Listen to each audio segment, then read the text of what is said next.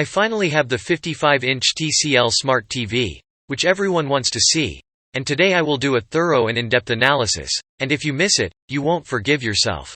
Enter, and we begin.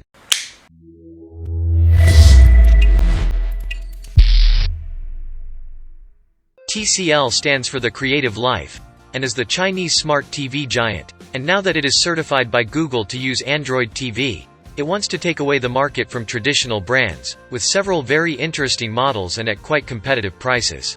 Although LG and Samsung are brands with a strong presence in the market, and with thousands of followers and fans, personally, I like smart TVs with Android TV, because no one is going to deny that their application store is much superior. On Android TV, there is an application for everything, and when there isn't, there is always an APK file that can help you. TCL is a Chinese company with great growth and leadership in the global television industry. It was founded in 1981, but it was in 1998 that it really went global, and currently, it is one of the largest manufacturers of 4K panels. This is a point in its favor because it reveals that its technological potential is important. It even manufactures screens for other well-known television brands. According to the Sigmaintel portal, in 2019, TCL finished in second place in television sales in the world, and together with Hisense, they are the two large Chinese conglomerates that have bought such legendary brands as Sharp, Toshiba, JVC, Sanyo, Philips, etc. The truth is, I looked at TCL with distrust, but out of ignorance, because in this part of the continent it is not very well known, and that is why, to get to know it a little better, I bought this 55-inch TCL Smart TV, with certified Android TV, model 55P715, with 4K resolution, and a series of very interesting features that I am going to investigate with a critical eye. Once again I remind you, this is just my personal opinion, and what you do with your money is your responsibility. I am not a fanboy of any brand, and that is why I have no favorites. Well, just a little bit.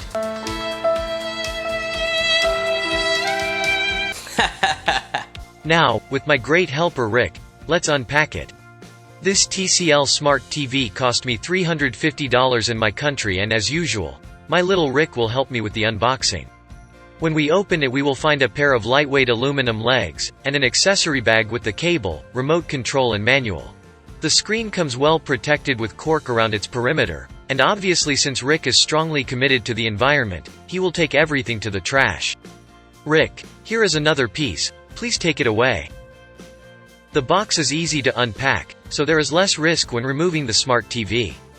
And it also comes completely protected with an anti-scratch bag, and after discovering it a little, here we have our brand new TCL Smart TV, which reminds me of the old RCA logo with its little dog nipper. We will relocate the smart TV to install the legs. As always, it is better for the legs to be at the ends, because it gives the smart TV greater stability than a single central leg. I just hope Rick doesn't hear me mention the word legs. He'll think it's his chicken legs, which he loves. One last support from my assistants, to lift the smart TV, and they can go continue with what they were doing. All that remains is to remove the protection stickers and the brand sticker, and we will be able to fully see its large 55-inch screen. I found the screen very nice, especially because it has almost no edges, and has a metallic finish that makes it look very pro. It is nothing like the JVC finishes. It seems that TCL has made a little more effort, and even looking at it from the side, it is even thinner than my Sony Smart TV.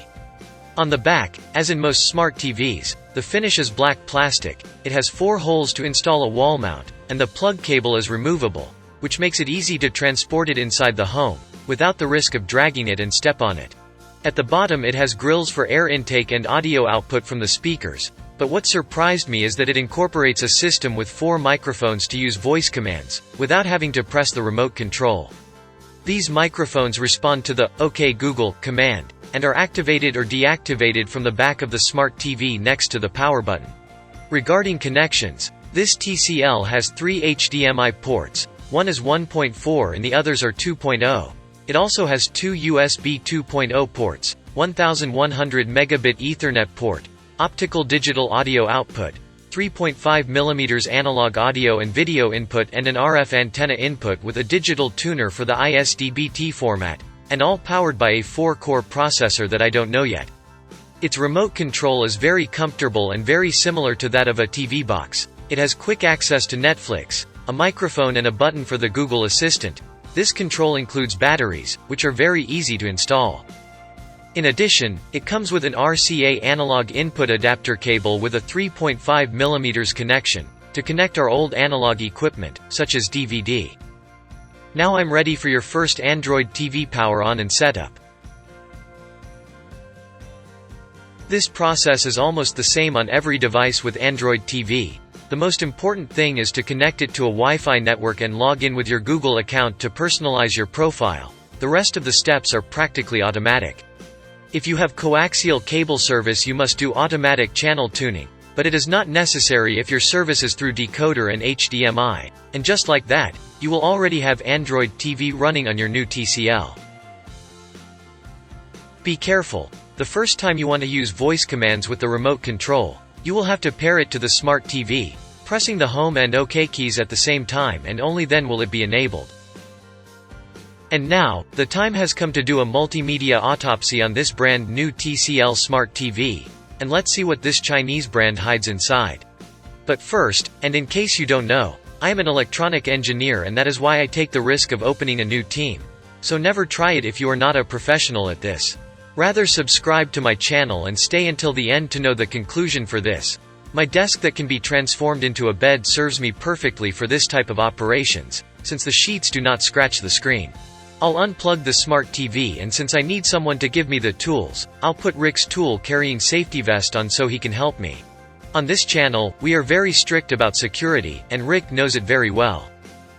Now yes, I think this will be a piece of cake. Although with the support of an assistant like Rick, anyone. Right, friends?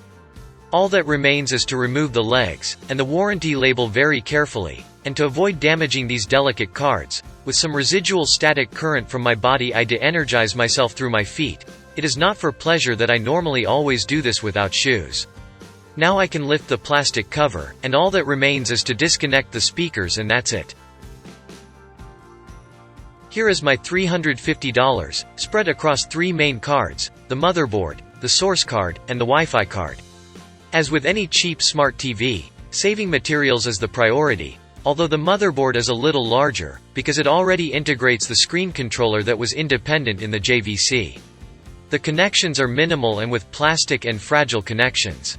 This is the source card, and it is the only thing in this smart TV that can be repaired, because as you can see the components can be replaced. It is smaller than in the JVC, because this smart only has a consumption of 125 watts, unlike of the 150 watts of the JVC. The motherboard houses the processor and always with its good heatsink, and this is the Wi-Fi card that according to TCL specifications says it is 2.4 GHz. However, here I clearly see that it has 2 antennas, one printed and one with cable, but we will have to check if this module is dual band. Let's keep poking our noses to see what we find. Removing the heatsink is a very delicate operation, just breaking one of these locks, and the processor would not cool down the same, but luckily I managed it.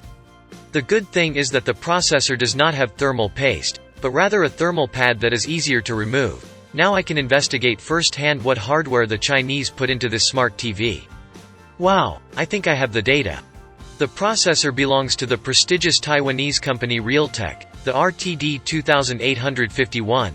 Which is a 4-core Cortex-A55 processor, and with 2 GB of RAM. In addition, we have an internal storage memory of 16 GB in this chip, the display controller that is integrated into the motherboard. It's strange, but I didn't find the RAM chip and I looked for it underneath the motherboard. It's obvious that it has it, so I assume it's integrated into the processor itself. For the price I paid, this hardware leaves me very satisfied, even more than with the JVC. Well, it was interesting getting to know you in the private TCL, but it's time to shut you down and see if you're still up and running. In my previous video I deeply analyzed the JVC Smart TV, and since opinions were very divided, I came up with the idea of doing a survey among all those who, if they have a JVC at home, and 10 days later, this is how the survey goes. More than 3,700 people voted, and as you can see, 13% are disappointed in this brand, while 87% are satisfied with the JVC. And of them 72%, you could say that they are happy to have bought it. Now you draw your conclusions. There is nothing better than data to evaluate a product. If you already have a TCL from this range, Answer the survey that I left in the first comment to have true data. Okay, everything is fine with the TCL, it survived the unveiling, and that is why the first thing I will do is review the version of Android TV with which it arrived, and luckily it is Android TV 9, which is still very stable. Another very important thing is to verify that this smart TV is certified by Google so that all the applications work without problems, and in the settings section of the Play Store we can verify that it is indeed a certified device. Even though I looked for the image and sound settings in the entire menu, I couldn't find them, but when I was about to deny, I realized that TCL has put them as a direct access from the control by pressing this configuration button. From here you can access the image, sound and system settings. In image you can access all the image modes of this smart TV, customize them or go to its advanced settings, since this smart supports HDR10. In sounds you also have sound modes and advanced settings since this smart TV is Dolby Audio certified. And in system it also has specific settings, such as game mode to connect a console. I like that all of these settings are brought together in one button. This smart TV has its own application called System Speed Increase. You can activate it when you feel slow. It is like the cleaner program on computers. It looks for unnecessary files such as cookies and cleans the processor records, indicating the number of files deleted. It's good that an application specifically takes care of this, to keep the smart TV always agile. The screen of this smart TV is VA type and has 4K resolution. I know this because I checked the screen code data on the internet. The Netflix Test Patterns tester recognizes it as a native resolution of 3840 by 2160 pixels, that is, 4K.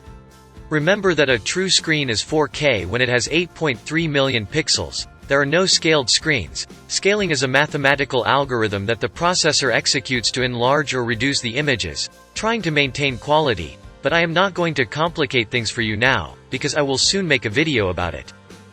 Finally, for me these are the pros and cons of this smart TV, so as to consider purchasing it.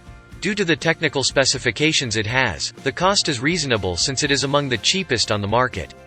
Standard amount of RAM and storage memory, for decent system performance.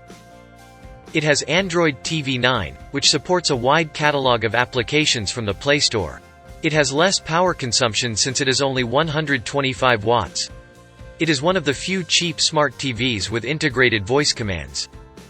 There is very good information on the TCL websites and it is up to date. I didn't find a firmware update section on their website. According to the manufacturer's specifications, the Wi-Fi works at 2.4 GHz, although I have not yet been able to test if it is dual band. Without wishing to be partial to TCL, this smart TV was more attractive to me than the JVC. It seems that the Chinese want to make a good impression. Surely you already wanted to run out and buy one, right? But not. Calm down, first learn more. This video is just my personal opinion. It is not a recommendation, nor an invitation to purchase and obviously does not reflect everyone's tastes. So the final decision is yours to make. This is a low-end smart TV, but with nice finishes and quite decent hardware. It is honestly more robust than the JVC that I reviewed in my previous video, that is unquestionable. The only thing that people might question is the prestige of this brand, and that depends on how much you have researched it and how well you know it. How brave are you to risk your money and see how long this smart TV lasts, because as I told you, that is a mystery. I would take the risk, because obviously there is no better way to get to know a product than by using it, right? This is a new competitor in the multimedia world, and I have given it a chance. I think that for that cost and that hardware, it is worth trying. But for you to make a better decision, wait for my next video where I am going to perform a series of tests, which I have in hand for this smart TV. So don't miss it. If you liked this video, give it a huge like as usual and make it viral, so that everyone is well informed before buying. Help me, and let's democratize technology. Until the next video.